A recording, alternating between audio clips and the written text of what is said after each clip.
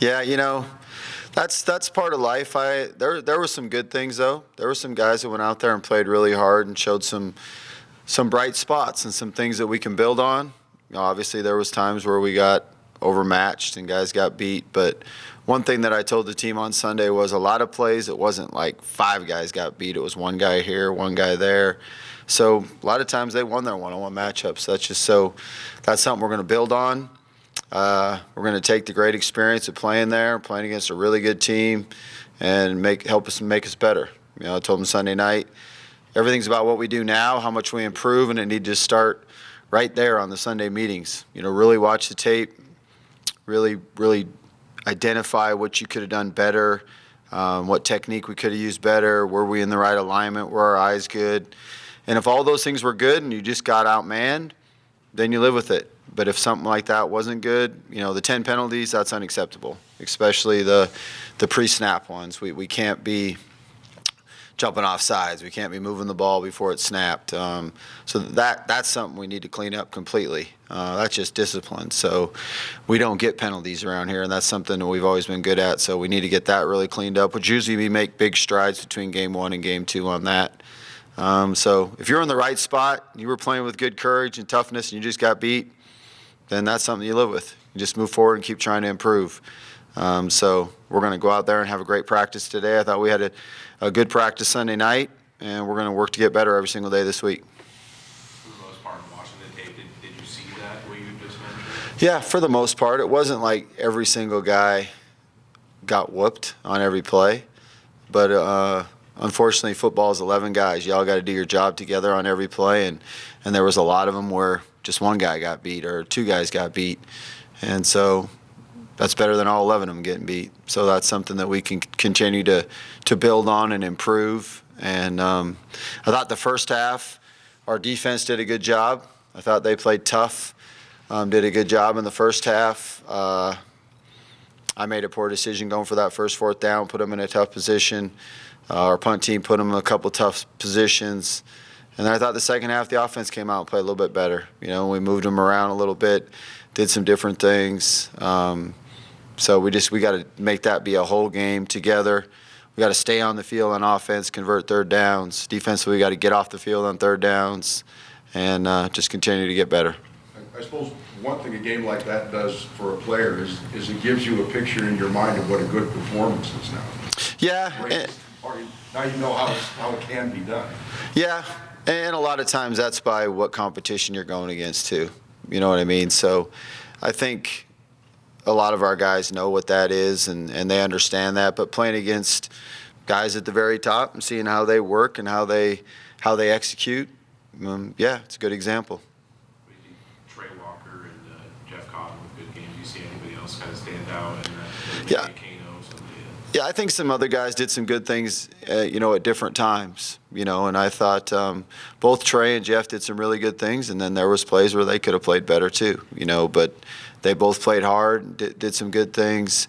I thought it was really good to have 2 freshmen make huge plays on the special teams. Thought that was a great thing, with the block punt and then the recovery of the punt. So David recovered the punt, and then Sean blocked the punt. So that was really good. I thought Chris Nash tackled well. Did some good things that way. I thought in the first half, both Big 55 and Noah Ellis played good up front in the first half. Got a little worn down in the second half, but I thought they played well, at times. And then it was a great catch by Nick to get us down to the 1. Good job by Logan on the play action, catching the touchdown. The other time when we had good field position, called the play, and Mason scrambled and did a good job hitting Jeff Cotton, and then we had great field position, and then we got 2 penalties in a row. That's what you can't do. That's something you can't do. I thought both quarterbacks made a couple good checks versus pressure, so that was good to see mentally. Did some good things mentally, and that's just something we got to continue to keep getting better on. I thought Coyote had a couple good plays, played with good effort. He's got to be smarter than hitting the quarterback late like that. So he'll have to miss the first half this week. But, there were some good things. But we just got to have it be all good things, one play at a time. At what point in the week do you put that experience behind and start looking forward to Central? Really, it should have been behind us yesterday, except for me, because then I get to have these 3 interviews today. But really, I think Sunday night after you watch the tape, then you got to put it behind you and move forward. So we have a team meeting. We watch all the special teams in here. Then we break up by position groups. Then we go out and practice. And, come Monday, you got to put it behind you and move forward to the next game. You can't see everything on a broadcast, but on the broadcast, it did look like you guys were a little slow in making kind of adjustments to things as you were seeing too. Do you think that the coaching has to pick up the pace a little bit, or just not seeing adjustments that were made? Yeah, I'm not sure what you're talking about. So like 75, getting beat continually. I never did see anybody come over and help him or bring in extra blockers for him. Yeah, we slid the protection to him most of the day. Yeah, we did. We were sliding the protection to him most of the day. So, there's a lot of things that, there's always things you can do better, for sure, as coaches. That's, the first place you always point the fingers at yourself. But, I thought we did some good, there were some good things that we made some adjustments on. Then there was just times where you just get beat because their player's better than your player, but I guess we got to do a better job. You guys were kind of back on your heels as coaches, so you were keeping up with stuff as it was happening. Yeah, I felt like we were, yeah. Andre Carter with 14 carries or whatever, is that kind of indicative of anything, or is that more just to kind of get a bigger bruiser type against? That's just how he practiced. He had a good week of practice. Those running backs, there's a huge competition, so it's going to be how they practice each week. And that's the guys that practice the best and execute the best. That's who's going to play the best. Did you come out of this in pretty good health? We had a couple guys nicked up, to be day-to-day. Anytime you play in a game like that, in the sport of football, you're going to have a few guys get beat up. So that'll just be day-to-day, and hopefully we have everybody for the game, but we'll see. You don't know that yet. No. As far as people practicing, is there someone maybe that's like kind of on the bubble right now that you're really looking to have a breakout practice or a breakout week? All of them, really. I hope they all keep improving and keep getting better. But I think the freshman class is a good class, and a lot of them did some good things, in the game. If you just wanted to point one guy out, I could say Hayden. I could see Hayden starting to break out and making more things happen and doing more things. So that would be someone. A lot of the other freshmen played, and did some good things, and some of the older guys got to continue to get better themselves. Have you had a chance to look at Central yet? Yeah. We watch them all summer. We do game plans on everybody. Actually, you do one in the winter, you do another one in the summer, and then you do one right before you play them when you know what you're doing well. So in kind of broad strokes, then what are you seeing from Central? They're a good team. They play hard. They're well coached.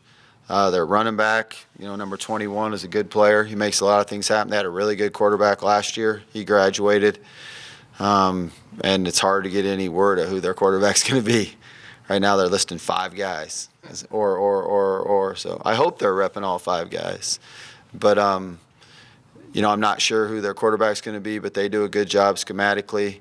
Their head coach went to Eastern as offensive coordinator, so you got to be a little, you got to watch everything they did. Brought the quarterback coach from Weber, so through the summer you kind of watch both, which you did a plan on Weber anyway because we're going to play him. So you do a little bit of both, watching that way. Defensively, they do a couple things that are a little unique in how they do things, but they got some good players. Got most of their guys back. They got a good corner, number 16. They got a couple guys that changed jerseys numbers by the last depth chart we got. So 44 was probably one of their best defensive linemen. Now he's wearing 49. 20 was a starting safety, and now he's supposedly playing corner and wearing 44. So, by the depth chart, we just got to keep studying it and then do a good job of seeing him. 23 is a good linebacker, runs around, makes a lot of plays. 33's made a lot of plays for him. He plays their Sam linebacker out in space. So they're a good football team. We got to really concentrate on getting ourselves better and then understanding the plan and really being sharp on our execution and understanding what we got to get done. You know anybody on their coaching staff personally? I don't, actually. I've met a couple of them, but I can't say that I know them real well, no. Is this the kind of team where you may not enjoy the physical advantage that Penn State had over you, but you should have a pretty good physical advantage over these guys. We should. Yeah, we should. But you got to get everybody ready to play. You don't really want to tell your guys that. You know, you need to come out, be mentally ready, be very sharp, and be ready to get after it. You said they had a pretty good practice, so is it something that you do to make sure that, you know, a game like this doesn't have a toll on the players at all, or are they pretty good at kind of putting it behind them? I just think a lot of it's leadership within the team. A lot of it sometimes just helps to get out there and get practicing and get moving around and getting going. But we always have a lot of different talks, the things that we talk about. But probably the biggest thing coming out of something like that is just your character. Your character will show up. You know, what are you going to do when something like that happens? And if you got good character, you're going to work your tail off and work to get better. Anything else? Actually, one other thing, Coffee hitting the line driver, is that just to, you know, try and cause some havoc, maybe hit somebody in the back, running downfield? No, we weren't trying to hit anybody in the back. We were trying to punt it away from number one. And I think sometimes, you know, maybe we got him too worried about that, and it affected him a little bit. So he's going to come back and have a great game this week.